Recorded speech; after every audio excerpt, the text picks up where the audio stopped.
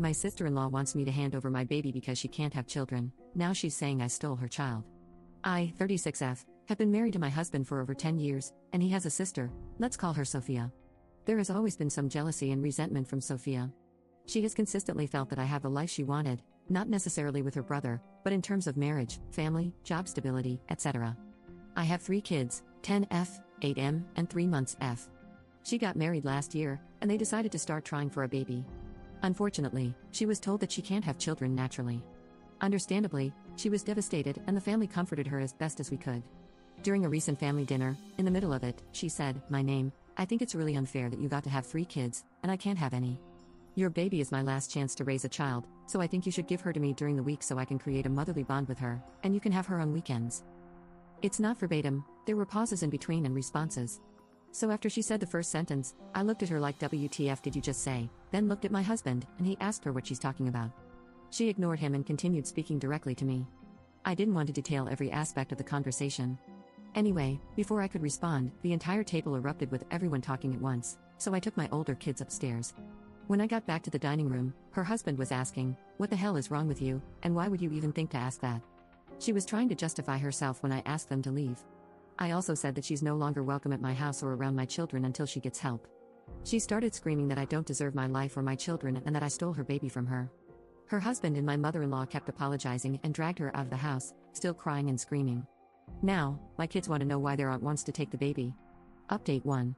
So, my sister-in-law has been admitted to a psychiatric facility. In the comments of my previous post, I mentioned that her husband was seeking counseling for them to deal with infertility prior to this incident. After the incident, he sought out a psychiatrist rather than a counselor, and they had their first session last week. I didn't get the specifics of what happened, but basically, she made some statements that the psychiatrist felt indicated she was a danger to others, specifically my baby and me, and she was placed under an involuntary hold. My brother-in-law has been nothing but apologetic throughout this entire ordeal, and he kept her away from us since the incident. Our mother-in-law was staying with them to keep an eye on my sister-in-law, and a couple things happened. First, she tried to leave the house in the middle of the night, and when questioned why, she said it was to see her baby.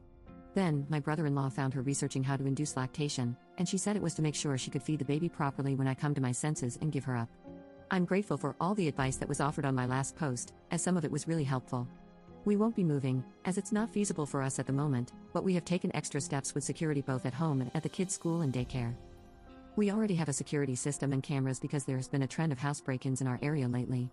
No one has the code or keys to our house, not even the in-laws, so we're safe on that front.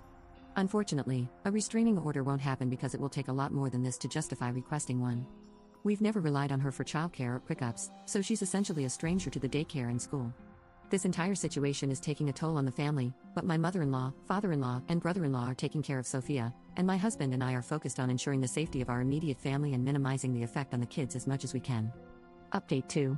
I've had a few messages asking how things are going, so I decided to update. I have not seen my sister-in-law since the incident happened, and I also blocked her on all of my socials.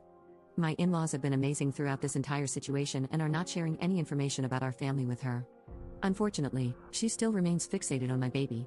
She tried to find out where the daycare is and even threatened to hurt herself if my in-laws didn't tell her. This led to another stint in the psych ward. She wrote me a letter begging me to be fair and let her see her baby. I didn't actually receive the letter, though. My mother-in-law read it and just gave us the gist of its contents. Sophia's husband is working with her psychiatrist to see how best she can be helped, but he has said he doesn't know how long he can deal with this, but he's giving it 6 months to see if she improves. If she doesn't, then he may consider other options. Understandably, not everyone is equipped to help someone through a mental health crisis.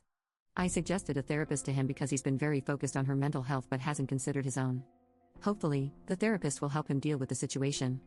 I don't think he's hard and fast with that timeline because he said it at a point of frustration. It's just been a lot for him to deal with. They've only been married a little over a year. It's a very sad situation for her, and I had hoped she would be able to deal with whatever is happening. At this point, we're completely no contact with her. We explained to our older kids that their aunt isn't well, so she won't be around anymore. We still see my mother-in-law and father-in-law regularly, so I'm grateful we didn't have to cut them off. We spent the holidays with my family, and it was all very nice and uneventful. We're still on alert in case she escalates, but the hospital where she's warded isn't near us, and they don't live near us either. So we've accepted this as our new reality and are operating accordingly.